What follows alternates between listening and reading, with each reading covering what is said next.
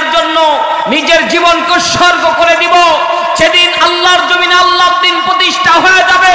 সেদিন এই ভূখণ্ডে অনাচার থাকবে না, দুঃখী মানুষ ঘুরবে না, আল্লাহর এই জমিনে সোনালী দ্বীন কায়েম হয়ে যাবে। কথা জোরে বলেন ঠিক কিনা?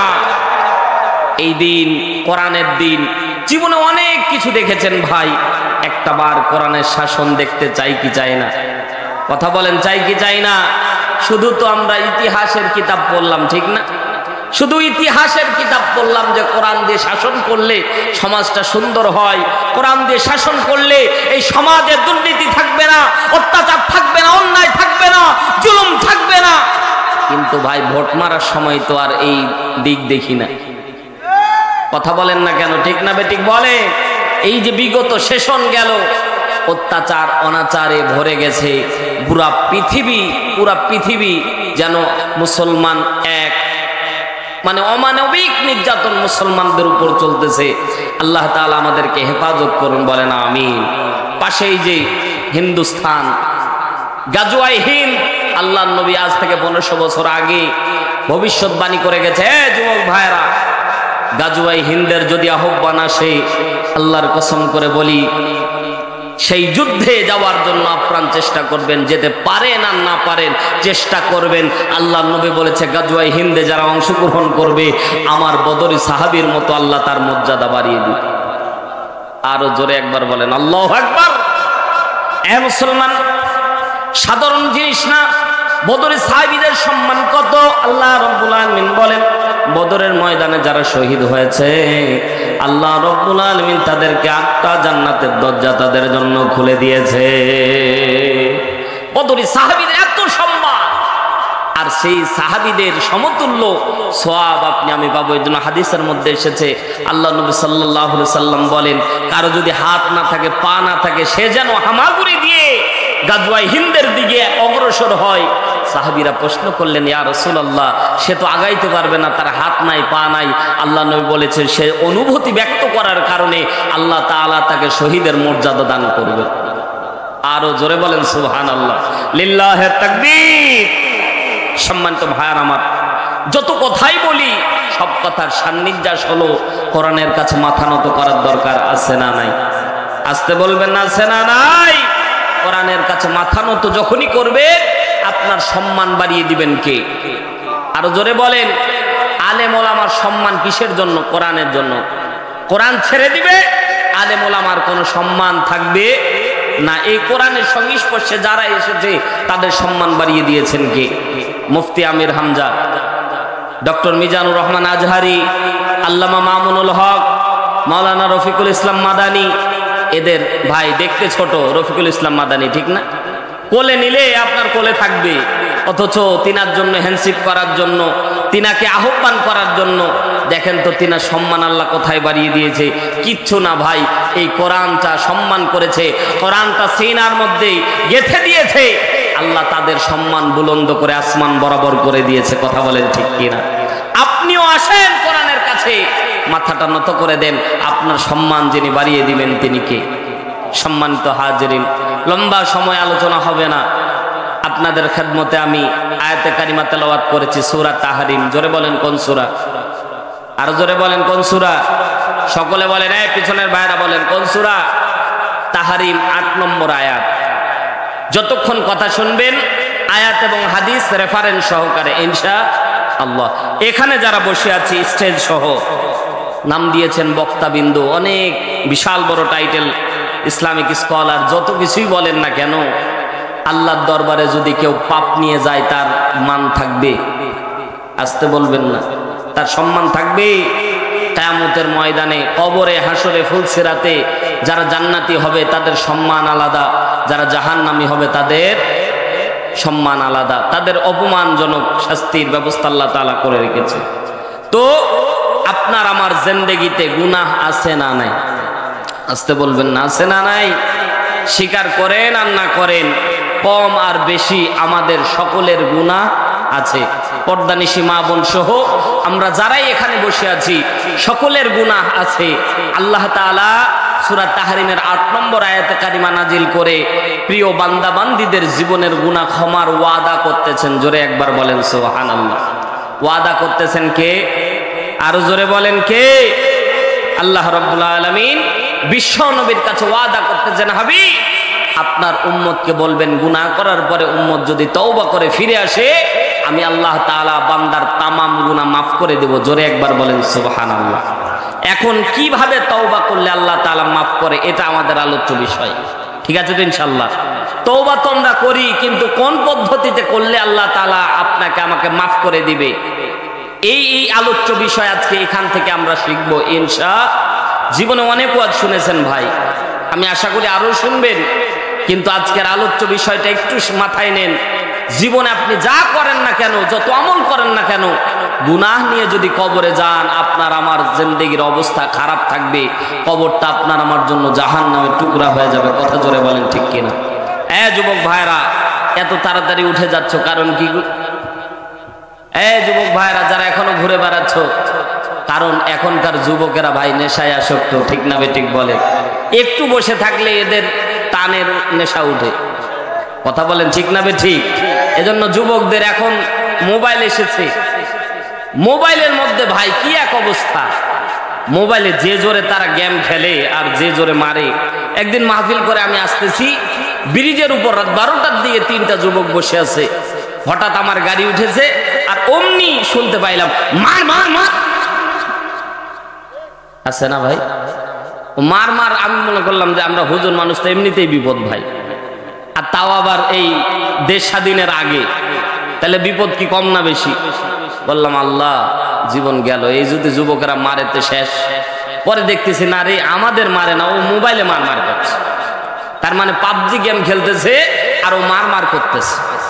এই যে গেম খেলতে খেলতে সারা রাত। আবার এখনকার যুবক ভাই নেশার নৌকায় পাংখা লাগাইতে লাগাইতে জীবন শেষ। কথা বলেন ঠিক না বেঠিক? যুবক ভাইরা কথা বলো ঠিক না বেঠিক? হাতে আমার তসবিহ কোরআন, চক্ষু দুইটা লাল, মুয়াজ্জিনের আযান শুনে হয় আমার সকাল। জোরে বলো ঠিক কি না? কারণ এই নেশার নৌকায় এখন পাংখা লাগাচ্ছে, এজন্য আমরা কোরআনের নৌকায় একটু পাংখা লাগানোর দরকার আছে না নাই? বলবো হাতে আমার তসবিহ কোরআন, চক্ষু দুইটা লাল, মুয়াজ্জিনের আযান শুনে হয় আমার সকাল। মসজিদটাই আমার ফেরেশতা ভরা পবিত্র স্থান, আমাদের সাথে হয় না ইয়ারি, হয় না অভিমান। আজ আবেগ দিয়া তাহাজ্জুদের নামাজে দাঁড়াইছি, পাগল হইয়া খোদার প্রেমে পারি জমাইছি। আজ আবেগ দিয়া তাহাজ্জুদের নামাজে দাঁড়াইছি, পাগল হইয়া খোদার প্রেমে পারি জমাইছি। অনেক নেশা কইরা দেখছি কোনো মজা নাই, তোমার নেশার মাঝে প্রভু শান্তি খুঁজা পাই। কথা জোরে বলেন ঠিক কি না? নেশার মাঝে শান্তি আছে। কারণ এই বাংলা মদ খাওয়ার পরে বাড়ির মধ্যে যায়, যাওয়ার পরে দরজায় নক দেয়, বউ দরজা খুললে মা কয়া ডাকবে। কথা কেন ঠিক না? নেশা করে। আমাদের এলাকা তো ভাই মদ পাওয়া যায় না, কিন্তু চুয়ানি পাওয়া যায়। কথা বলেন ঠিক না বেঠিক বলেন? চুয়ানি যারা খায় দেখবেন যে মাঝে মাঝে দেখা যায় যে রাস্তা ঠেলে। কিরে ভাই রাস্তা ঠেলিস কে? কয় রাস্তা বাঁকা আছে, সোজা করে দেব। কথা কয় না ঠিক না বেঠিক বলে? অনেক নেশা কইরা দেখছি কোনো মজা নাই, তোমার নেশার মাঝে প্রভু শান্তি খুঁজা পাই। চাই না আমি দালান কোঠা, চাই না বাড়ি ঘর, তোমার কাছে হই না আমি, হই না যেন পর। আজ আবেগ দিয়া তাহাজ্জুদের নামাজে দাঁড়াইছি, পাগল হইয়া খোদার প্রেমে পারি জমাইছি। আজ আবেগ দিয়া তাহাজ্জুদের নামাজে দাঁড়াইছি, পাগল হইয়া খোদার প্রেমে পারি জমাইছি। কোরআন আর নবীর সুন্নাত আমার অন্তরায়, নবীর সুন্নাত এখন আমায় দিনের পথ দেখায়। 5 ওয়াক্ত নামাজ দাঁড়ি রাখা মনের দরজায়, কেউ শোনে না বেনামাজির বুক ফাটা চিৎকার। আজ আবেগ দিয়া তাহাজ্জুদের নামাজে দাঁড়াইছি, পাগল হইয়া খোদার প্রেমে পারি জমাইছি। আজ আবেগ দিয়া তাহাজ্জুদের নামাজে দাঁড়াইছি, পাগল হইয়া খোদার প্রেমে পারি জমাইছি। কথা বলেন ঠিক কি না? সম্মানিত ভাইয়ের আমার, আমি বলতেছিলাম যুবক ভাইদেরকে নেশায় আসক্ত হওয়া যাবে না। নেশা থেকে ফিরে আসার জন্য তোমার কাছে আহ্বান। আমরা যারা এখানে বসে আছি কথা বলতেছিলাম দিনের কথা। আল্লাহ রাব্বুল আলামিন কোরআনুল কারীমের সূরা তাহরিমের ৮ নম্বর আয়াতে কারিমা নাজিল করে বিশ্ববাসীকে জানায় দিচ্ছেন আল্লাহ রাব্বুল আলামিন কি কারণে আয়াত নাজিল করলেন। শানে নজুল থেকে একটু ঘটনা বললে আপনারা বুঝতে পারবেন। গাজাখুরি গল্প না, তাফসিরে আশুর আল্লামা ইবনে আশুর রাহমাতুল্লাহ আলাইহি তিনি তার তাফসির গ্রন্থের মধ্যে লেখেন আল্লাহ রাব্বুল আলামিন বিশ্ববাসীর সমস্ত বান্দা বান্দীদের জিন্দেগির গুনাহটা আল্লাহ তাআলা মাফ করার জন্য আল্লাহ রাব্বুল আলামিন চায় বান্দা যদি গুনাহ নিয়ে কবরের মধ্যে যায়, বান্দা কবরের মধ্যে শান্তি পাবে না। বান্দা যদি গুনাহ নিয়ে হাসরের ময়দানে উঠে, বান্দা জাহান্নামী হয়ে যাবে। কিয়ামতের কঠিন ময়দানে আল্লাহ রাব্বুল আলামিন চায় না তার কোনো বান্দা জাহান্নামী হয়ে যাক। এজন্য অল্প হায়াতের জিন্দেগিতে আল্লাহ রাব্বুল আলামিন বান্দার তামাম গুনাহকে মাফ করে দেওয়ার জন্য একটা পদ্ধতি শিক্ষা দান করতেছে। এই পদ্ধতিটা শিক্ষা দেওয়ার জন্য আল্লাহ রাব্বুল আলামিন সূরা তাহরিমের ৮ নম্বর আয়াতে কারিমা নাজিল করে দিয়েছে। জোরে বলেন সুবহানাল্লাহ। তাফসিরে আশুর আল্লামা ইবনে আশুর বলেন শানে নজুল বিশ্বনবী একদিন সকালবেলা ফজরের নামাজ পড়লেন, পড়ার পরে সাহাবায়ে কেরামের দিকে মুখ ঘুরে বসলেন। আল্লাহর নবী যখন মুখ ফিরিয়ে বসলেন, আল্লাহর নবীর সাহাবীরা তাকায় দেখলেন আল্লাহর নবীর মুখের মধ্যে টেনশনের ছাপ। সুবহানাল্লাহ, জোরে বলেন। আল্লাহর নবী টেনশন করতেছে। ও ভাই, একটা জিনিস মাথায় রাখবেন, আল্লাহ তাআলা আপনার আমার যে বডি স্ট্রাকচার দান করেছে, মুখমণ্ডল দেখলেই বোঝা যায় যে সে খুশি আছে না সে মন খারাপ, ঠিক না? আবার মুখের মধ্যে দেখলে বোঝা যায় যে সে টেনশন ফিল করতেছে কিনা, ঠিক না? সম্মানিত ভাইয়ার আমার, আল্লাহর নবী টেনশন করতেছেন। আব্দুল্লাহ ইবনে আব্বাস রাদিয়াল্লাহু তাআলা আনহু ডাক দিয়ে বললেন, নবীজি, ইয়া রাসূলুল্লাহ, ওগো পয়গম্বর, আপনার মুখের দিকে তাকায় বোঝা যাচ্ছে আপনি টেনশন করতেছেন, কিন্তু ওগো পয়গম্বর বলেন তো আপনি কি নিয়ে টেনশন করতেছেন? আপনার যদি মনের কথাটা আমাদের সামনে একটু শেয়ার করতেন, আপনার মনটা অনেক হালকা হয়ে যেত। কারণ আমাদের একটা স্বভাব আছে ভাই, আমরা কিন্তু মনের কথাটা, মনের কষ্টের কথাটা আপন বন্ধুকে বলতে পারলে নিজেকে একটু হালকা হালকা মনে হয়, ঠিক না? কথা কি বুঝতেছেন আমার? রাগ করতেছেন আপনারা? একটু হালকা ভাবে আপনাদের কি কোরআন থেকে কথা শোনেন, ঈমান বাড়বে ইনশাআল্লাহ। রাগ করতেছেন? লিল্লাহি তাকবীর। আল্লাহর নবী সাল্লাল্লাহু আলাইহি সাল্লাম ডাক দিয়ে বললেন, এ সাহাবীরা শোনো, আমি যে বিষয় নিয়ে টেনশন করতেছি আমার মনের খবর যিনি জানেন, চিৎকার দিয়ে বলেন তো তিনি কে? সবাই বলেন তিনি কে? পিছনের যুবক ভাইয়েরা সবাই বলেন তিনি কে? যারা জবান বন্ধ রাখতেছেন এই জবানটাও আল্লাহ দেখতে পাচ্ছেন, সকলে জবান খুলে বলেন না কে? আল্লাহ অন্তরের খবর জানে। আল্লাহর নবী সাহাবায়ে কেরামকে ডাক দিয়ে বলছেন, এ সাহাবীরা শোনো, আমি যে বিষয় নিয়ে টেনশন করতেছি আমার আল্লাহ রাব্বুল আলামিন সে বিষয়টা জানে। আল্লাহ যদি আমাকে সমাধান দেয় তাহলেই তোমাদেরকে বলবো, অন্যথায় বলবো না। আল্লাহ নবী মনে মনে টেনশন করতেছিলেন, আল্লাহ কিয়ামতের ময়দানে আমার উম্মতের হায়াত হবে অল্প, অল্প হায়াতের জিন্দেগিতে আমার উম্মত অল্প হায়াতের জিন্দেগিতে অল্প আমল নিয়ে আসবে।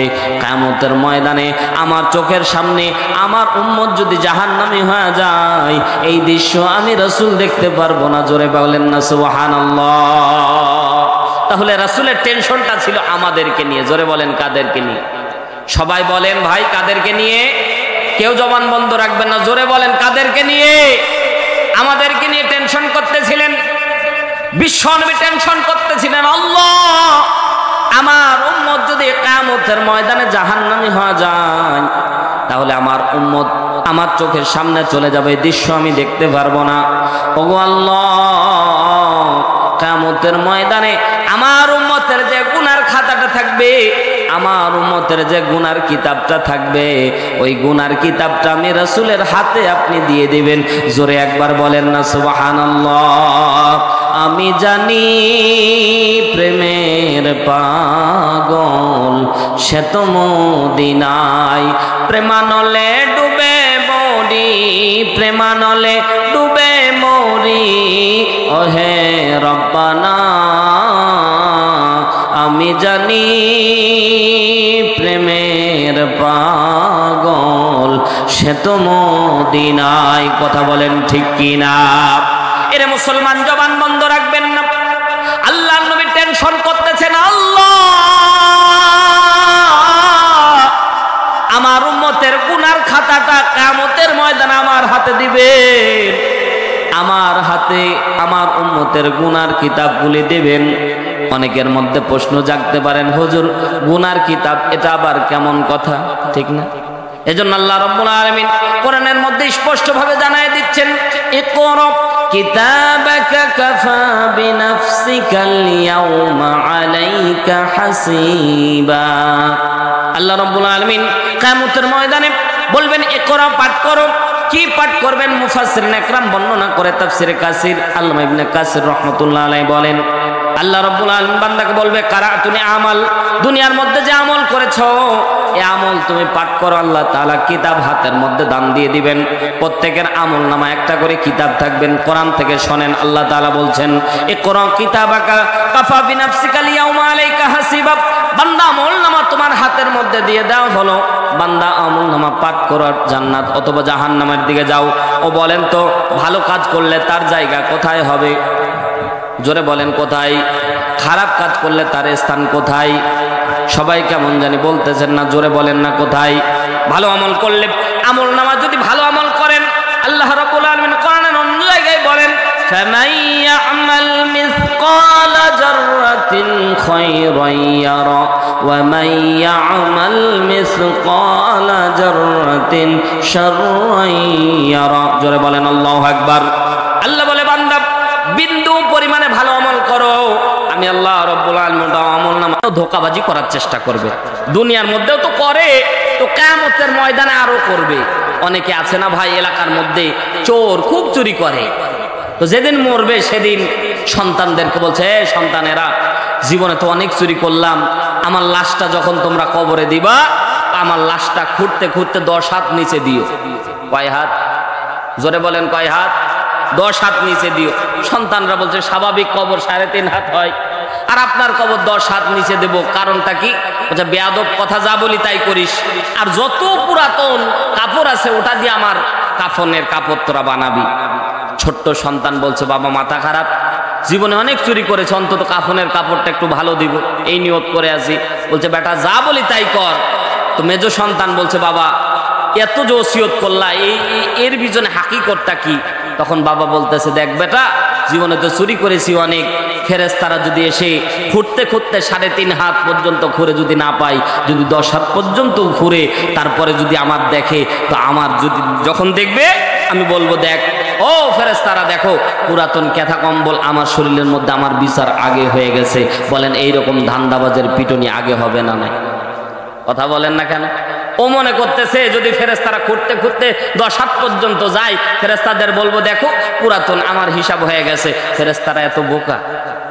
কথা কয় না কেন? ফেরেশতারা এতই বোকা। আমি তো মনে করি ওই যে উপরে একটা বাঁশ দেয় না ভাই, কথা কয় না কেন? ঠিক না বেঠিক বলেন? ওই বাঁশটা তুলেই যদি মার দেয় ভাই, আর কিছু লাগে? ও বাঁশ দিয়ে যদি 2টা মারে তো এমনি তো সোজা হয়ে যাবে। সম্মানিত ভাইয়ার আমার, দুনিয়ার মধ্যে ধান্দাবাজি চলা যায়, পরকালের মধ্যে তো ধান্দাবাজি চলবেই না। তারপরেও বান্দা অনেক আল্লাহর গোলামেরা আছে দুনিয়ার মধ্যে ধোঁকাবাজি করেছে। দুনিয়ার মধ্যে ধোঁকাবাজি কেমন? আল্লাহর পথে চলে নাই, নামাজ পড়তে বলা হয়েছে নামাজ পড়ে নাই, রোজা করতে বলা হয়েছে রোজা করে নাই, যাকাত দিতে বলা হয়েছে যাকাত দেয় নাই, হজ করার সামর্থ্য আছে হজ করতে যায় না, এমন লোক আছে না নাই? আপনাদের এলাকা মনে হয় জামতুলিতে নাই। এ ভাই, এই যে ধোঁকাবাজি করতেছে এটা দুনিয়ার মধ্যে করা যায়, পরকালে বান্দা কিভাবে ধোঁকাবাজি করবে আল্লাহ তাআলা ওটাও কোরআনের মধ্যে কোট করে দিচ্ছেন।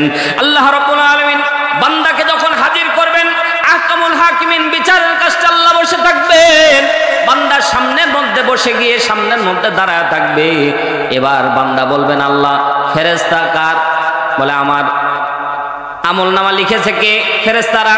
তোমার ফেরেশতারা? তোমার ফেরেশতারা ইচ্ছে মতো আমলনামা লিখেছে। আল্লাহ আমি এই ভুলটা করি নাই, এইরকম কথাও বলবে। আল্লাহ তাআলা সূরা ইয়াসিন 65 নম্বর আয়াত খুলে দেখবেন। গাজাখুরি গল্প বলতেছি না ভাই, প্রত্যেকটা কথার পিছনে রেফারেন্স পাবেন। যে আয়াতগুলি বললাম প্রত্যেকটা হাদিসের রেফারেন্স দিয়ে দিয়ে কথা বলবো। আল্লাহ তাআলা ওই কথাটাও কোরআনের মধ্যে কোট করে দিয়েছেন। কিছু বান্দা বলবেন, আল্লাহ ফেরেশতা তোমার মন মতো তারা লেখালেখি করেছে, আমরা এই ভুলগুলো করি নাই। আল্লাহ তাআলা সেদিন বলবেন, আল-ইয়াউমা নাখতিমু আলা আফওয়াহিহিম ওয়া তুকাল্লিমুনা আইদিহিম ওয়া তাশহাদু আরজুলুহুম বিমা কানু ইয়াকসিবুন। আরো জোরে বলেন আল্লাহু আকবার।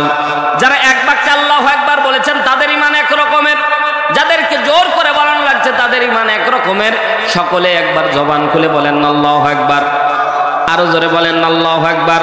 আল্লাহ রাব্বুল আলামিন বলছেন আল ইয়াউমা, সেদিন। কোন দিন? এর ফাইল হলো কিয়ামতের দিন। আল্লাহ তাআলা বলছেন আল ইয়াউমা, সেদিন, কিয়ামতের দিন। নাখতিমু আলা আফওয়াহিহিম, বান্দা যখন অস্বীকার করে বসবে, আল্লাহ এই ভুল আমি করিনি, সাথে সাথে আল্লাহ বলবেন ওর ঠোঁটের মধ্যে তালা মেরে দাও। ঠোঁটের মধ্যে কি মেরে দাও? তালা মেরে দাও, যাতে কথা না বলতে পারে।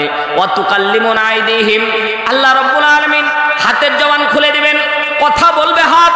আল্লাহ রাব্বুল আলামিন বলে ওয়া তাশহাদু আরজুলুহুম, পা সাক্ষী দিবে। ও আল্লাহর বান্দারা, আল্লাহ রাব্বুল আলামিন কিন্তু আইদিহিম ব্যবহার করেছে। কথা শোনেন, আল্লাহ রাব্বুল আলামিন তাফসিরে কাদিম, তাফসির কাশফের ভিতরে বর্ণিত হয়েছে, আল্লাহ নবী সাল্লাল্লাহু আলাইহি সাল্লাম বলেন আল্লাহ তাআলা আইদিহিম কেন ব্যবহার করলেন? ইয়াদুন এক বচন, আইদিহিম বহু বচন। আল্লাহ তাআলা বলছেন বান্দার শুধুমাত্র দুই হাত কথা বলবে সেদিন না, কিয়ামতের ময়দানে আল্লাহ তাআলা আইদিহিম অসংখ্য হাতের জবান খুলে দেবেন।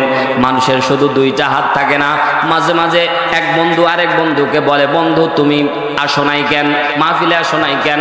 বলবে জ্বর হয়েছিল, অন্য কাজ ছিল, এটা হলো অজুহাত, ঠিক না? ডান হাত বাম হাত আরেকটার নাম কি? কথা বলে না ভাই, আমার সাথে কথা না বললে তো আমি বুঝতে পারবো না আপনারা বুঝতেছেন কি। অজুহাত আছে না? আরেকটা মানুষ জামতলি বাজারের মধ্যে বসে আছেন, শরীর একবারে জীর্ণ শীর্ণ, গায়ের মধ্যে হাত দিবেন, সাথে সাথে বলবে আমি তোমার পাল্টা জবাব দিতে পারবো না, কিন্তু আমি কিন্তু একটা ফোন করে দিলে তোমার 14 গোষ্ঠী নিপাত হয়ে যাবে। তার মানে সে বুঝাতে চাইলো আমার এই হাত অসুস্থ, কিন্তু আমার ক্ষমতার হাত আছে। নিরপরাধ মানুষগুলিকে যার বিগত 16 বছর যারা জেল জুলুম ফাঁসির মঞ্চে পর্যন্ত দিয়েছে, গত বছর নিরপরাধ মানুষগুলি যারা ঘরের মধ্যে থাকতে পারেন নাই, আছে না নাই? কথা কি খারাপ বললাম নাকি ভাই? গত বছর নিরপরাধ মানুষগুলি কোনো অপরাধ করে নাই, তারপরেও বাড়ির মধ্যে থাকতে পারতো না, ঠান্ডার দিনে পর্যন্ত তারা বাইরে থাকতো। আল্লাহ রাব্বুল আলামিন বলছে আইদিহিম, ওই জবান খুলে দেওয়া হবে। বান্দা সেদিন পক্ষ বিপক্ষ হয়ে হাত সেদিন কথা বলবে, ক্ষমতার হাত কথা বলবে। নিরপরাধ মানুষগুলিকে তোমরা ফাঁসি দিয়েছিলা, নিরপরাধ কোরআনের পাখি আল্লামা সাইদিকে তোমরা কারাগারে মেরেছিলা, ওই কথাটাও সেদিন কিয়ামতের ময়দানে সাক্ষী হিসেবে দাঁড় হয়ে যাবে। কথা বলেন ঠিক কিনা? মুসলমান ভাইরা আমার কথা বোঝার চেষ্টা করেন। আল্লাহ রাব্বুল আলামিন বলেন হাত সেদিন সাক্ষী দিবে, এজন্য আইদিহিম ব্যবহার করা হয়েছে। আল্লাহ রাব্বুল আলামিন বলেন ওয়াতাশহাদু আরজুলুহুম, পা সেদিন সাক্ষী দিবে। মুসলমান ভাইরা আমার তাফসীরের মধ্যে বর্ণিত হয়েছে আল্লাহ তাআলা কেন দুইটা অঙ্গের কথা আল্লাহ তাআলা বললেন, একটা হাত আর একটা পা? কারণ মানুষ যত পাপ করুক না কেন, এ হাত আর পা তার প্রত্যক্ষ সাক্ষী। কথা বলেন ঠিক কিনা? এ হাত আর পা ছাড়া বান্দা কখনো অন্যায় করতে অগ্রসর হতে পারে না। কারণ কাউকে যদি মার দেয়, কি দিয়ে দিবে? কথা বলেন। নিরপরাধ মানুষের গায়ে হাত তুলবেন, এই হাত সেদিন কিয়ামতের ময়দানে বলবে ওর কোনো অপরাধ ছিল না, তুমি তারে মেরেছিলে। কথা বলেন। পা সেদিন সাক্ষী দিবে যে পা দিয়ে দিয়ে গিয়ে তুমি তাকে ধরেছিলা, তাকে মেরেছিলা, তার চুরি করেছিলা। এজন্য ভাই খুব সাবধান, যে অঙ্গ প্রত্যঙ্গগুলি আপনার সাথে আছে সেগুলোই কিয়ামতের ময়দানে আপনার বিপক্ষে সাক্ষী দিবে। কথা বলেন ঠিক কি? সম্মানিত ভাইয়ার আমার, আল্লাহ রাব্বুল আলামিন বোঝাতে চাচ্ছিলাম কিতাব থাকবে, আমলনামা থাকবে। বিশ্বনবী আল্লাহকে বলতেছেন আল্লাহ কিয়ামতের ময়দান আমার উম্মতের যদি গুনাহ না থাকতো কতই না ভালো হতো। জোরে বলেন না সুবহানাল্লাহ। আর যদি গুনার কিতাবটা থাকে তাহলে ওই গুনার কিতাবটা আমার হাতে যেন থাকে। জোরে একবার বলেন না সুবহানাল্লাহ। আল্লাহ নবী এই টেনশনটা সারাদিন করেছে। আল্লাহু আকবার। জোরে বলেন। সারাদিন ভাবনা চিন্তা ছিল, আল্লাহ আমার উম্মতের যদি গুনাহ না থাকতো, আমার উম্মতের যদি গুনাহ না থাকতো কতই না ভালো হতো।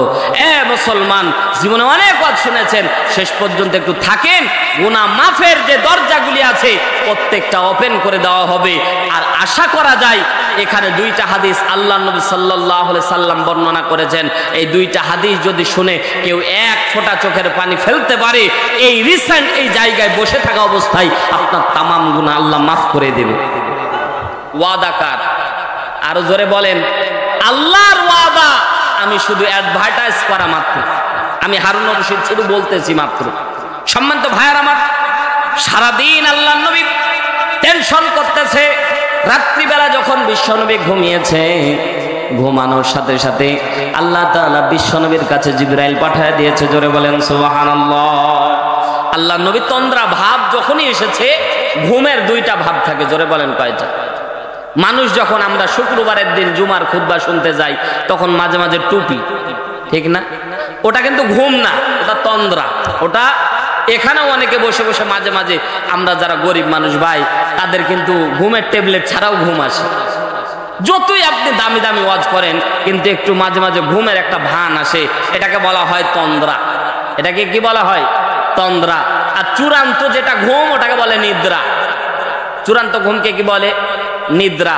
তন্দ্রা এটা আচ্ছন্ন একটা ভাব, কিছু কথা শোনা যায়, কিছু কথা শোনা যায় না, আবসা আবসা শোনা যায়, সব কথা বোঝা যায় না, এটা তন্দ্রা। আল্লাহর নবীর তন্দ্রা ভাব যখন এসেছে, আল্লাহর নবীর কাছে জিবরাইল আমিন হাজির হয়েছে। জোরে একবার বলেন না সুবহানাল্লাহ। জিবরাইল আমিন এসে সালাম দিলেন, আসসালামু আলাইকা ইয়া রাসূলুল্লাহ। ওগো পয়গম্বর, আপনার জন্য আমি জিবরাইল এসেছি। আল্লাহর নবী সাল্লাল্লাহু আলাইহি সাল্লাম ডাকতে বললেন, ভাই জিবরাইল, এই রাত্রিবেলা ঘুমের মধ্যে আপনি কেন? জোরে একবার বলেন না সুবহানাল্লাহ। ও ভাই, নবীরা যে স্বপ্নের ভিতরে ওহী পেত, এটা গাঁজাখড়ি গল্প না, ঠিক না? অনেকে বলবেন, আজকে আলোচনা শেষ হওয়ার পরে কালকে বলবেন, হুজুর এমন একটা ওয়াজ করে গেল যে স্বপ্নের ভিতরে রাসূল নাকি ওহী পাইছে, এরকম বলবে ভাই। এজন্য আপনাকে অনুরোধ করে বলবো, আজকে বাড়িতে গিয়ে নোট করে নিয়ে যাবেন ওহী নাজিলের পদ্ধতি 7টি। জোরে বলেন কয়টি? আর জোরে বলেন। 7টি পদ্ধতিতে আল্লাহ 30 পারা কোরআন নাজিল করেছে। 1 নাম্বার পদ্ধতি হলো ঘন্টা ধ্বনির ন্যায় শব্দ হতো, টাং টাং করে একটা শব্দ হতো, এর দ্বারা জিবরাইল আসতো। জোরে বলেন সুবহানাল্লাহ। 2 নম্বরে বিশ্বনবীর কাছে, আল্লাহর নবীর কাছে জিবরাইল নিজ আকৃতিতে আসতো। 3 নাম্বার পদ্ধতি হলো আল্লাহর নবীর কাছে জিবরাইল মানুষের আকৃতিতে দাহিয়াতুল কালবির রূপে আসতো। জোরে বলেন সুবহানাল্লাহ। 4 নাম্বার মাঝে মাঝে ইসরাফিল আলাইহিস সালাতু ওয়াস সালাম ওহী নিয়ে আসতো। 5 নাম্বার পদ্ধতি, আল্লাহর নবী ঘুমের অবস্থায় আল্লাহর নবীকে আল্লাহ রাব্বুল আলামিন ওহী নাজিল করত। তার মানে একটা পদ্ধতি, ঘুমের ভিতরে আল্লাহ তাআলা বিশ্বনবীকে ওহী দিয়েছে। জোরে একবার বলেন না সুবহানাল্লাহ। 6 নাম্বার পদ্ধতি, ডাইরেক্ট আল্লাহ তাআলা বিশ্বনবীর সাথে কথা বলে ওহী দিয়েছেন। 7 নাম্বার পদ্ধতি, আল্লাহর নবী সাল্লাল্লাহু আলাইহি সাল্লামকে পর্দার অন্তরাল থেকে আল্লাহ তাআলা ওহী দান করেছিলেন। জোরে বলেন সুবহানাল্লাহ। এই 7 পদ্ধতিতে ঘুমের ভিতর আছে না নাই? মুসলমান ভাইরা আমার, পর্দা নিশে আমার মা বোনেরা, দিলের কান্থা লাগিয়ে কথাগুলি বোঝার চেষ্টা করেন। আল্লাহর নবী সাল্লাল্লাহু আলাইহি সাল্লামকে আল্লাহ তাআলা স্বপ্নের ভিতরে জিবরাইল পাঠিয়ে দিলেন। জিবরাইল এসে বলছেন, ইয়া রাসূলুল্লাহ, আজকে আপনি সারা দিন টেনশন করতেছিলেন, টেনশনটা কোন বিষয়ে?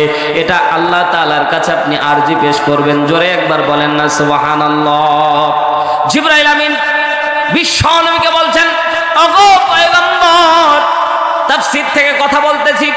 আল্লাহর নবীকে জিবরাইল শিখায় দিচ্ছেন, আপনার এই মনের আরজি শুধু মনের ভিতরে রাখলেই হবে না, আল্লাহর কাছে পেশ করা লাগবে। সুবহানাল্লাহ। জোরে বলেন। বিশ্বনবী সাল্লাল্লাহু আলাইহি সাল্লাম বলছেন, কি মাধ্যমে পেশ করব? আল্লাহর নবী বলছেন, কোনো মাধ্যম লাগবে না, এখন সরাসরি কথা বলবেন যিনি আল্লাহ রাব্বুল আলামিন, তিনি। জোরে একবার বলেন না সুবহানাল্লাহ। আজকে আমি জিবরাইল ওহী নিয়ে আসিনি, আজকে সরাসরি আল্লাহ আপনার সাথে কথা বলবে। জোরে একবার বলেন সুবহানাল্লাহ। এই যে 7 পদ্ধতি বললাম, তার মধ্যে সরাসরি আল্লাহ রাসূলের সাথে কথা বলতো, আছে না নাই? ও ভাই, কথা বোঝার চেষ্টা করেন, এর জন্য আগে ব্যাখ্যা দিয়ে দিলাম। আল্লাহর নবী সাল্লাল্লাহু আলাইহি সাল্লামকে আল্লাহ তাআলা সালাম দিচ্ছেন, আসসালামু আলাইকা ইয়া রাসূলুল্লাহ। জোরে একবার বলেন না আল্লাহু আকবার। সকলে 2 হাত আসমানের দিকে উঁচু করে বলেন আল্লাহু আকবার। কেউ জবান বন্ধ রাখবেন না, জোরে বলেন আল্লাহু আকবার। এ মুসলমান, আল্লাহ তাআলা বিশ্ব নবীকে সালাম দিচ্ছেন, ওগো পয়গম্বর আমি আল্লাহর সালাম গ্রহণ করবেন। বিশ্ব নবীকে আল্লাহ যখন সালাম দিয়ে হাবিবুল্লাহ বলে ডাক দিয়েছেন, আল্লাহ নবী সাল্লাল্লাহু আলাইহি সাল্লাম তাৎক্ষণিক সালামের জবাব দিয়ে বলতেছেন আল্লাহ। বন্ধু বলে ডাক দিলেন, হাবিবুল্লাহ মানে বন্ধু। আল্লাহ রাব্বুল আলামিনকে বিশ্ব নবী ডাক দিয়ে বলছেন, ওগো আল্লাহ, হাবিবুল্লাহ বন্ধু বলে ডাক দিলেন। কিয়ামতের ময়দানে বন্ধুর উম্মত জাহান্নামী হয়ে যাবে, এই দৃশ্য বন্ধু কিন্তু দেখতে পারবে না। আল্লাহ তাআলা ডাইরেক্ট বলছেন, ওগো পয়গম্বর, কোনো কথা ছাড়াই আপনার আরজি পেশ করা শুরু করে দিয়েছেন। জোরে একবার বলেন না সুবহানাল্লাহ। বলেন তো, বন্ধুর সাথে বন্ধু যখন কথা বলে তখন কি ভূমিকার দরকার হয়? কথা জোরে বলেন।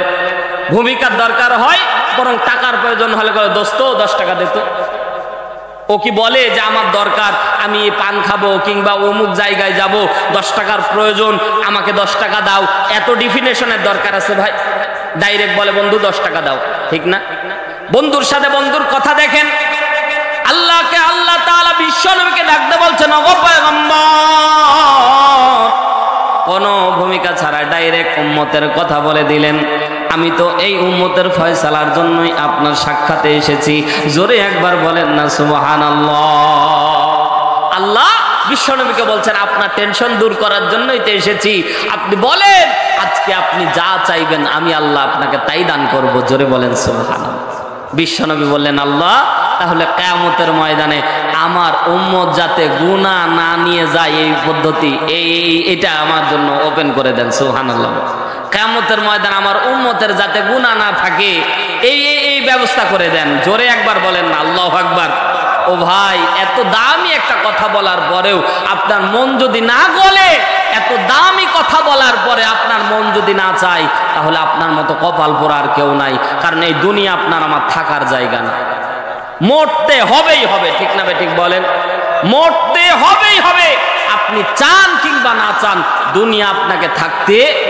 কবি সুন্দর করে বলে, দুনিয়া থাকার জায়গা নয় রে দুনিয়া, দুনিয়া থাকার জায়গা নয়, না ফেরার দেশে যাইবা একদিন ফেসে, না ফেরার দেশে যাইবা একদিন ফেসে, আর তো ফিরাইবা না ও দুনিয়া, দুনিয়া থাকার জায়গা নয়। কথা জোরে বলেন ঠিক কিনা? নাকের কাছে জীবন তোমার, মরণ ঘাড়ের পিছে, প্রাণ পাখি দিলে ফাঁকি, সবই তোমার মিছে। নাকের কাছে জীবন তোমার, মরণ ঘাড়ের পিছে, পরাণ পাখি দিলে ফাঁকি, সবই তোমার মিছে। চোখ বুঝিলে একবার তুমি, হায়রে চোখ বুঝিলে একবার তুমি, আর তো ফিরা আইবা না, দুনিয়া থাকার জায়গা নয়। কথা বলেন ঠিক কিনা? ও ভাই, যেহেতু মরাই লাগবে, কবরের জিন্দেগিতে যদি গুনাহ নিয়ে যান, কবরটা আপনার সাথে ভালো ব্যবহার করবে না। মুসনাদে আহমদ 1852 নম্বর হাদিস, আল্লাহ নবী সাল্লাল্লাহু আলাইহি সাল্লাম বলেন, উম্মতরা গুনাহ নিয়ে কবরের মধ্যে গেলে সাথে সাথে কবরটা তার জন্য জাহান্নামের অংশ হয়ে যায়, সিজ্জিলের অংশ হয়ে যায়। মানে হুয়া সিজ্জিল? সাহাবা একরাম প্রশ্ন করলেন, ওগো পয়গম্বর, সিজ্জিলটা কি? সাথে সাথে বলা হলো জাহান্নামের একটা অংশ। আল্লাহ নবী বললেন, যারা ঈমানদার আমল নিয়ে কবরের মধ্যে যায়, আল্লাহ তাআলা তাদের কবরটা ইল্লিন বানায় দেয়। জোরে বলেন সুবহানাল্লাহ। কবরের মধ্যে আল্লাহ তাআলা জান্নাতের বাগান বানায় দেয় কবরটাকে। তার মানে বোঝা গেল, কেউ যদি কবরের মধ্যে গুনাহ নিয়ে যায়, তার কবরের অবস্থা ভালো থাকে না। মুসলমান, এই জন্য অনুরোধ করে বলবো, জীবনে অনেক গুনাহ হয়েছে, আল্লাহ তাআলা গুনাহ মাফের জন্য বলতেছে। আল্লাহ নবী বলতেছেন, আল্লাহ কিয়ামতের ময়দানে আমার উম্মত গুনাহ নিয়ে যদি যায়, আমার উম্মত জাহান্নামী হয়ে যাবে। ও আল্লাহ, আমি এই দৃশ্য দেখতে পারবো না, এই জন্য আমার উম্মতের গুনাহ মাফ হওয়ার দরকার। 2 নাম্বার কথা হলো, যদি গুনাহ নিয়েও যাই, আমার কিয়ামতের ময়দানে আমার হাতে আমার উম্মতের গুনার খাতাটা দিবেন। সাথে সাথে আল্লাহ তাআলা বিশ্ব নবীকে বলছেন, হাবিব গুনার খাতা যদি আপনার হাতে দেই, গুনার কিতাবটা যদি আপনার হাতে দান করে দিই, ও গো পয়গম্বর কি করবেন? সাথে সাথে বিশ্ব নবী মুচকি একটা হাসি দিয়ে বলতেছেন, আল্লাহ গুনার খাতা যখন পাবো, গুনার কিতাবটা যখন হাতের মধ্যে পাবো, ওই কিতাবের পৃষ্ঠাগুলি ছিঁড়ে ছিঁড়ে ফেলে উম্মতকে জান্নাতের দিকে নিয়ে যাব। জোরে বলেন সুবহানাল্লাহ। রাহমাতুল লিল আলামিন নবী, রাহমাতুল লিল আলামিন নবী, কোরআনে প্রমাণ, আশিক বিনে কে বুঝিবে আমার দয়াল নবীর শান। কথা বলেন ঠিক কিনা? এরে নবীর উম্মতের দল, গভীর মনোযোগ দিয়ে কথা শোনেন। রাহমাতুল লিল আলামিন নবী, কোরআনে প্রমাণ, আশিক বিনে কে বুঝিবে আমার দয়াল নবীর শান, উম্মত বিনে কে বুঝিবে আমার দয়াল নবীর শান। নবী আমার মদিনার বুলবুল, আমার আল্লাহ নামটি দিলেন হাবিবে রাসূল। জোরে বলেন মারহাবা। নবী আমার মদিনার বুলবুল, আমার আল্লাহ নামটি দিলেন হাবিবে রাসূল। সেই নবীকে ভুল বুঝিলে, সেই নবীকে না চিনিলে, সেই নবীকে না মানিলে থাকবে না ঈমান, আশিক বিনে কে বুঝিবে আমার দয়াল নবীর শান। কথা বলেন ঠিক কিনা? নবী আমার ডাকতে বলছেন, আল্লাহ উম্মতের যে গুনার পৃষ্ঠাগুলি থাকবে, ওরে আল্লাহ গুনার পৃষ্ঠাগুলি ছিঁড়ে উম্মতের জান্নাত পর্যন্ত নিয়ে যাব। এরে আল্লাহর গোলামেরা, পর্দা নিশি আমার মা বোনেরা, একটু দিলের কানটা লাগিয়ে কথা বোঝার চেষ্টা করেন। আল্লাহ রাব্বুল আলামিন ডাকতে বলছেন, ও পয়গম্বর হাবিব, আপনি যা ভাবতেছেন তা না। কিয়ামতের ময়দানে আপনার হাতে আমার গুনার কিতাব দান করব, আর গুনার পৃষ্ঠাগুলি ছিঁড়ে উম্মতরে জান্নাতে নিয়ে যাবেন। ও পয়গম্বর, এই দৃশ্য কিন্তু এইরকম থাকবে না, এমন অ্যাবনর্মাল আপনি কিন্তু পাবেন না, কারণ কিয়ামতের ময়দানে কেউ কাউরে চিনবে না। কথা বলে থাকেন ঠিক কিনা? এরে আল্লাহর গোলামেরা, গভীর মনোযোগ দেন। আল্লাহর নবীকে আল্লাহ বুঝাতে চাইলেন, ওগো পয়গম্বর, কিয়ামতের ময়দানে কেউ কাউরে চিনবে না, কিয়ামতের সিচুয়েশন নরমাল থাকবে না, কিয়ামতের ময়দান থাকবে অনেক বড় কঠিন একটা দিন। সেদিন কেউ কারো দিকে তাকাবে না। আপনি আপনার উম্মতের গুনার পৃষ্ঠা ছিঁড়ে উম্মতের জান্নাতের দিকে নিয়ে যাবেন। ওগো পয়গম্বর, লক্ষ উম্মত, লক্ষ কোটি উম্মত দাঁড়ায় থাকবেন, লক্ষ পয়গম্বর দাঁড়ায় থাকবেন। সবাই যদি মানে নবী মুসা কিন্তু মানবে না। কথা বলেন ঠিক কিনা? কারণ এমন একজন পয়গম্বর, আপনি আপনার উম্মতের গুনার পৃষ্ঠা ছিঁড়ে উম্মতের জান্নাতের দিকে নিয়ে যাবেন। অন্যান্য নবীর উম্মতেরা দাঁড়ায় থাকবে আর বলবে, আল্লাহ ইন্নাল্লাহা লা ইয়াজলিমু মিসকালা যাররা। আল্লাহ কোরআনের মধ্যে বলছে আমি বিন্দু পরিমাণে জুলুম করব না। কিন্তু দেখেন, যদি আল্লাহ তাআলা এই কাজটা করেন, তাহলে বলেন দেখি এটা অন্যান্য নবীর উম্মতের জন্য জুলুম কি জুলুম না? আপনারা আমারে পার করায় দিল। এরে ভাই, খেয়াল করে শোনেন, বুঝানোর জন্য বলতেছি, যদিও না মিলে, কিছুটা হলো মিলের জন্য বলতেছি। বিগত সেশনে সরকারের প্রধান যারা ছিল, যারা দায়িত্বশীল ছিল, বলেন তো একটাও কি জেলে ছিল? কথা বলেন না, বুঝে থাকলে জবাব দেন। ছিল? একটাও ছিল না। কারণ কি? তারা মামলা, তারা মারতো, তারা কাটতো, তারা হত্যা করত, তারপরেও তাদের বিরুদ্ধে মামলা দিলে মামলা হতো না। কথা বলেন ঠিক কিনা? যদি পেস্তুল সহকারে ধরা পড়ে তো ওই পেস্তুল সহকারে ছাড়তে হইতো, ঠিক না? এরে মুসলমান, আল্লাহ তাআলা বিশ্ব নবীকে বুঝাতে চাইলেন, হাবিব আপনার উম্মতের গুনাহ খাতা যদি আপনার হাতে দান করে দিই, আপনি পৃষ্ঠাগুলি ছিঁড়ে উম্মতরা জান্নাতের দিকে নিয়ে চলে যাবেন। অন্যান্য নবীর উম্মতেরা মিছিল শুরু করে দিবে, আল্লাহ আমাদের হিসাব নিচ্ছে না, শেষ নবীর জন্য কোনো হিসাব নাই, এটা আবার কেমন বিচার? এই বিচার কেউ কিন্তু মানবে না। ওগো পয়গম্বর, এটা কিন্তু সিচুয়েশন এইরকম থাকবে না যা আপনি ভাবতেছেন। আল্লাহর নবী একটু লজ্জা পেয়ে মাথাটা নিচু করে ফেলেছেন। জোরে বলেন সুবহানাল্লাহ। আল্লাহ নবী ভাবতেছেন কি বলতে কি বলে ফেললাম, তো নিজের মাঝে একটা লজ্জা কাজ করতেছে যে আল্লাহ আমি মনে হয় ভুলই বলে ফেললাম। এর মুসলমান, বিশ্বনবী যখন মাথা নিচু করেছে, আল্লাহ তাআলা বিশ্বনবীর দিকে খেয়াল করে দেখে আল্লাহর নবী একটু লজ্জা পেয়েছে। আল্লাহ তাআলা বিশ্বনবীর লজ্জা ভাঙানোর জন্য, বিশ্বনবীর মুখে হাসি ফুটানোর জন্য সূরা তাহরিমের ৮ নম্বর আয়াতে কারিমা নাজিল করে দিয়েছে। জোরে একবার বলেন না সুবহানাল্লাহ। আল্লাহ তাআলা বিশ্বনবীকে ডাক দিয়ে বললেন, ইয়া আইয়ুহাল্লাযীনা আমানু তুবু ইলাল্লাহ। আর জোরে বলেন আল্লাহু আকবার। আল্লাহ তাআলা বিশ্ব নবীকে বলছেন ইয়া আইয়ুহাল্লাযীনা আমানু, আয়াত নাজিল হয়ে গেল। আল্লাহ রাব্বুল আলামিন বিশ্ব নবীকে বলছেন, ওগো পয়গম্বর, আমি আল্লাহর পক্ষ থেকে আপনাকে এলান করে দিচ্ছি, জানায় দিচ্ছি, ইয়া আইয়ুহাল্লাযীনা আমানু, ঈমানদার নর এবং নারীদেরকে আপনি বলবেন তুবু ইলাল্লাহ। বান্দা যখন গুনাহ করবে, বান্দা গুনাহ করার সাথে তুবু ইলাল্লাহ, ফিরে আসবে, তওবা করবে কার কাছে? জোরে বলেন, আরো জোরে বলেন, সবাই বলেন কার কাছে? তুবু ইলাল্লাহ। বান্দা যখন ভুল করবে, বান্দা যখন পাপ করবে, বান্দা যখন অন্যায় করবে, বান্দা ফিরে আসবে আল্লাহর দিকে। তুবু ইলাল্লাহি তাওবাতান নাসুহা। বান্দা যখন একনিষ্ঠভাবে তওবা করে ফিরে আসবে, আমি আল্লাহ তাআলা ঘোষণা করে দিচ্ছি, বান্দাকে আমি আল্লাহ তাআলা নিষ্পাপ বানায় দিব, বান্দার গুনাহ খাতা মাফ করে দিব। জোরে বলেন সুবহানাল্লাহ। আল্লাহর নবী সাল্লাল্লাহু আলাইহি সাল্লাম এখনো মাথা উঠায় নাই। আল্লাহর নবী লজ্জা অবস্থায় মাথা নিচু করে আছেন। আল্লাহ তাআলা বিশ্ব নবীকে বোঝাতে চাইলেন, হাবিব, আপনার উম্মতের যদি গুনাহ না থাকে, তাহলে উম্মত কিয়ামতের ময়দানে আপনি খাতা পাবেন, কিতাব পাবেন কোত্থেকে? জোরে বলেন সুবহানাল্লাহ।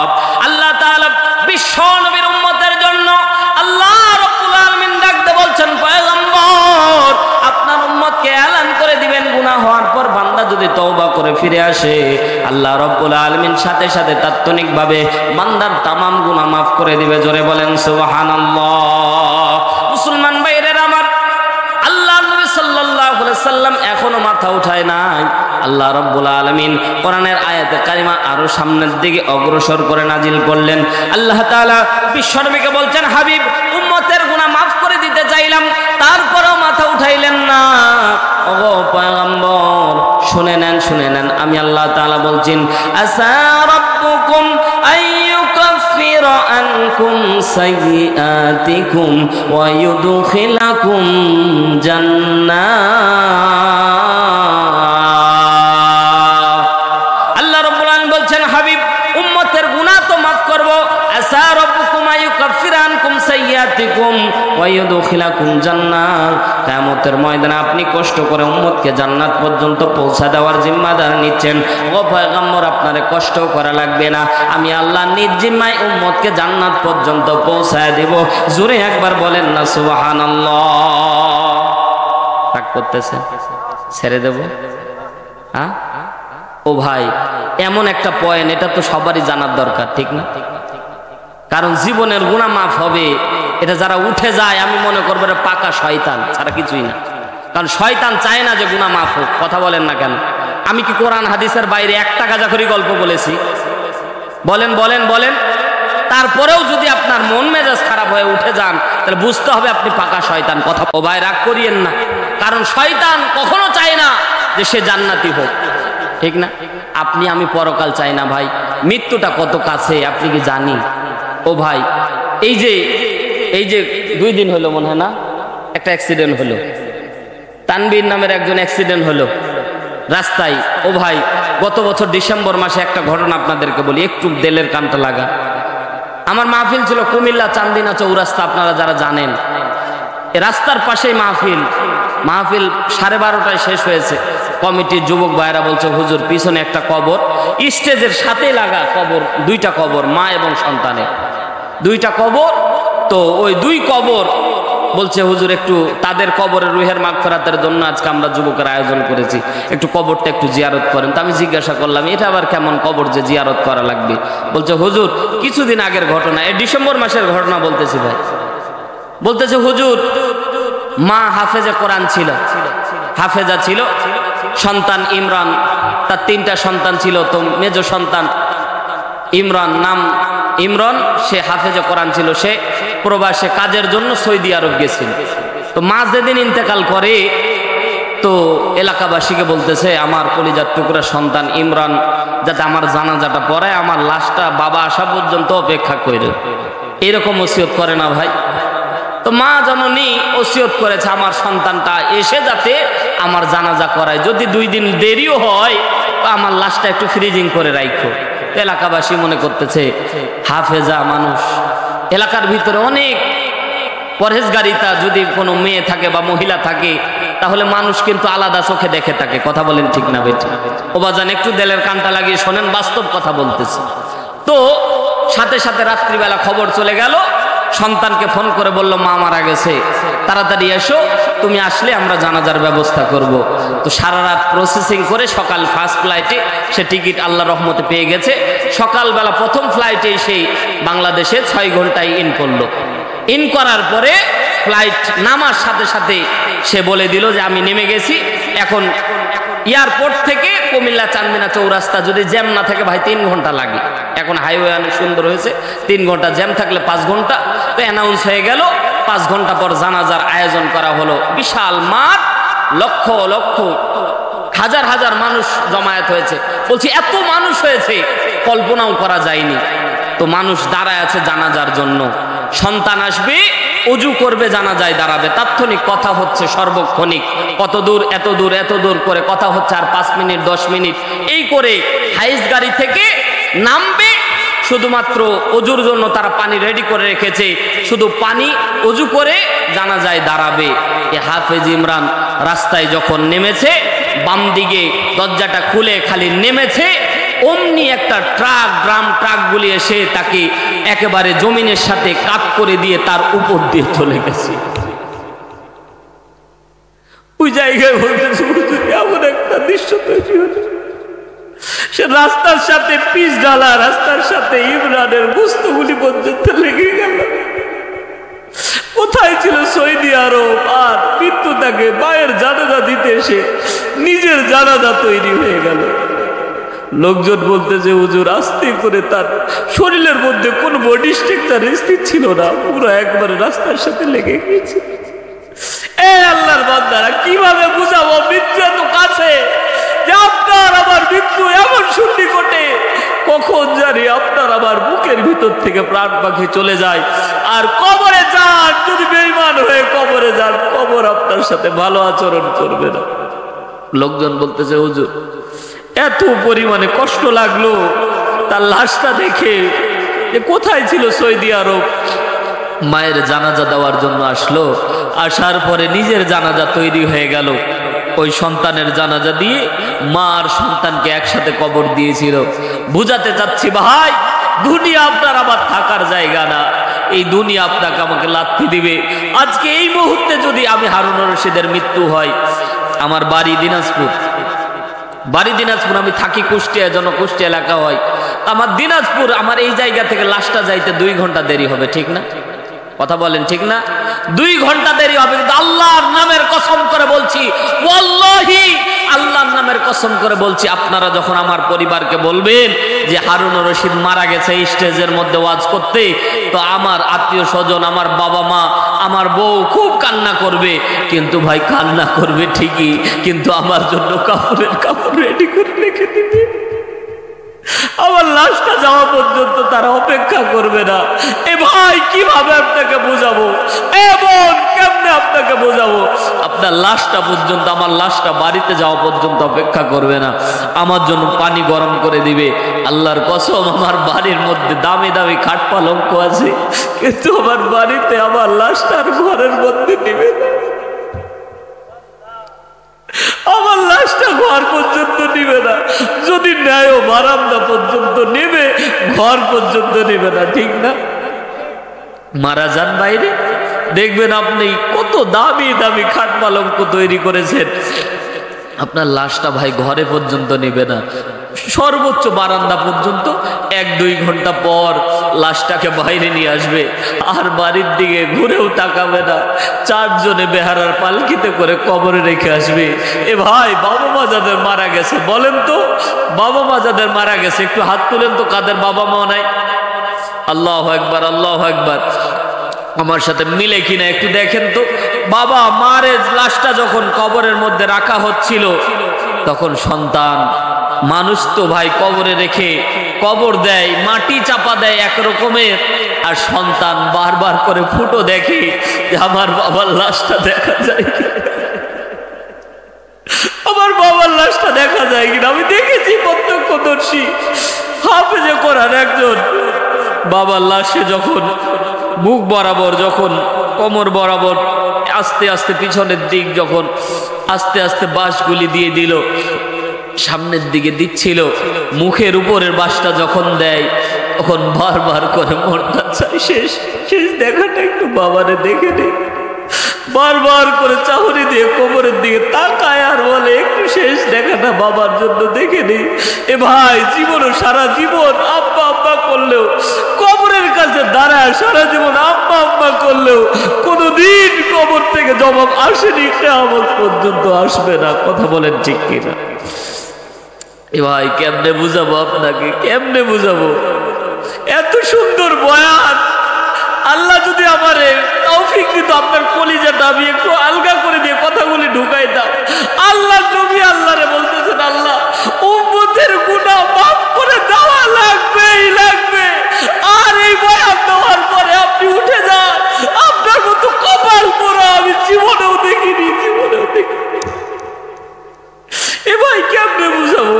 কারণ আপনি আমি যদি স্থায়ী থাকতে পারতাম তাহলে একরকম হয়তো, থাকবো না তো কেউ। রে ভাই, বিশ্বনবী আল্লাহকে বলছেন, এ আল্লাহ, আমার উম্মতের গুনার খাতাটা আমার হাতে দিবেন। বিশ্বনবীকে আল্লাহ বলছেন, হাবিব গুনার খাতা নিয়ে কি করবেন? আল্লাহ বলছে পৃষ্ঠাগুলি ছিঁড়ে দেব। আল্লাহ তাআলা বলছেন, হাবিব আপনি যা ভাবতেছেন তা না, কিয়ামতের দৃশ্য অত্যন্ত কঠিন হবে। আল্লাহ নবী লজ্জা পেয়ে মাথা নিচু করেছে, আল্লাহ ওহী নাজিল করতেছে, এই ঘটনা আমি বলতেছি। আমি যদি বানানো গল্প বলতাম তাহলে আলাদা ছিল ভাই। আমি যদি বানায়া গল্প বলতাম, আমি রেফারেন্স দিয়ে বলছি, আমি তাফসীরের নাম সহকারে, পৃষ্ঠা সহকারে আপনাকে উল্লেখ করে দিয়ে কথা বলতেছি। আল্লাহর নবীকে আল্লাহ তাআলা বলছেন, হাবিব উম্মতের জন্য এত টেনশন করেন না, উম্মতের গুনাহ আমি আল্লাহ মাফ করবো। শুধু উম্মতকে বলবেন গুনাহ হবে আর তওবা করবে, আমি আল্লাহ মাফ করে দেব। ও ভাই, ঘটনা নিয়ে আসতেছি, দেখেন না, আল্লাহর নবী সকালবেলা ফজরের নামাজ পড়লো। আমি যে বিস্তারিত বলবো সময় নাই তো ভাই, আপনারা আমার মন নষ্ট করে দিচ্ছেন। আল্লাহ নবী সকালবেলা ফজরের নামাজ পড়েছে। আগের দিনে আল্লাহ নবী টেনশন করতেছিলেন, মনে আছে তো ইনশাআল্লাহ? তো আল্লাহ নবী সাহাবীদের দিকে এবার মুখ ফিরে চাইলেন, আল্লাহ নবী মুচকি মুচকি হাসতেছেন। আব্দুল্লাহ ইবনে আব্বাস বলছেন, ইয়া রাসূলুল্লাহ, হাসতেছেন মুচকি মুচকি, কালকে টেনশন করতেছিলেন, সারাদিন আপনার খোঁজ নাই, ওগো পয়গম্বর আজকে হাসার কারণ কি? আল্লাহ নবী বলছেন, আল্লাহ তাআলা আমাকে আয়াত নাজিল করে আমাকে সান্ত্বনা দিয়েছে। জোরে বলেন সুবহানাল্লাহ।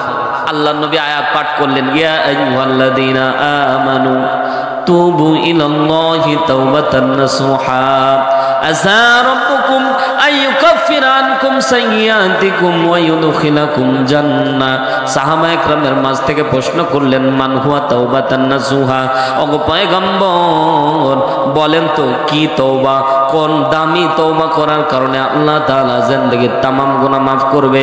শুধু গুনাহ মাফ করবে তাও আদা করেনি। আল্লাহ তাআলা বলছেন, জান্নাত পর্যন্ত বান্দারে পৌঁছে দেওয়ার জিম্মাদার গ্রহণ করে নিব। জোরে বলেন সুবহানাল্লাহ। ও পয়গম্বর, এই তওবাটা কিভাবে করতে হয়? সাহাবায়ে কেরাম যখন প্রশ্ন করলেন, আল্লাহ নবী সাল্লাল্লাহু আলাইহি সাল্লাম, বুখারীর হাদিস, আল্লাহ নবী বললেন, 4টি পদ্ধতিতে কেউ যদি তওবা করে এই তওবাটাই হবে তাওবাতান নাসুহা।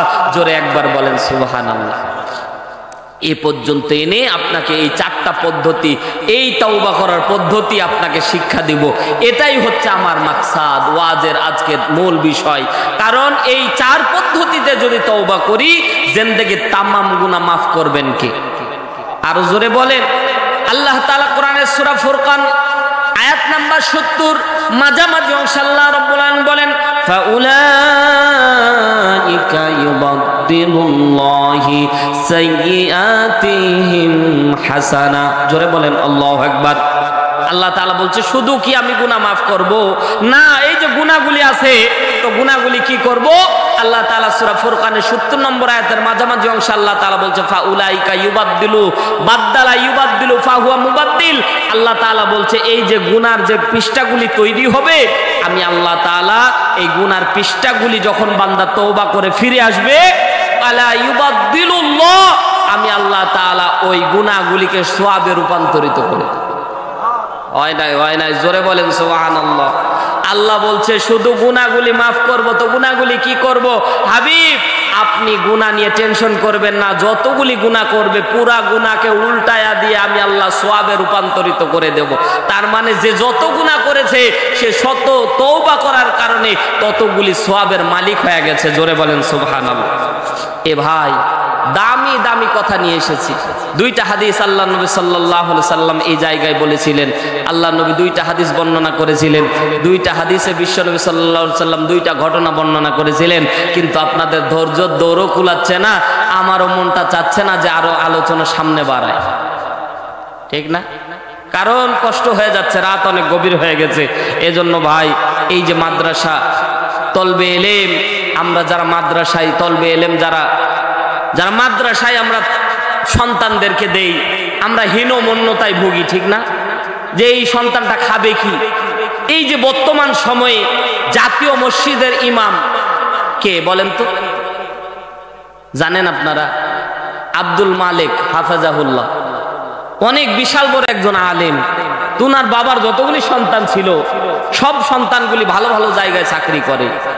তাই আব্দুল মালিককে নিয়ে তার বাবা খুব টেনশন করত যে আল্লাহ, এই কারণ তার মতো সহজ সরল মানুষ মনে হয় আমি দেখিনি, জীবনও দেখিনি। ভাই দেখেন, একটা জাতীয় মসজিদের ইমাম বার্মিজ জুতা পরে 150 টাকার দামের জুতা। চিন্তা করেছেন? জাতীয় মসজিদের ইমাম, আপনি ইচ্ছা করলেও তাকে হ্যান্ডশিপ করতে সিরিয়াল পাবেন না, ঠিক না? তিনি কাপড় পরেন মনে হচ্ছে 150-200 টাকার গজের কাপড়। মনে হচ্ছে উনি যদি এই পাশ দিয়ে হেঁটে যাও, কেউ মনে হয় ধাক্কা দিয়ে তারে ফেলে দিবে। কে আপনি?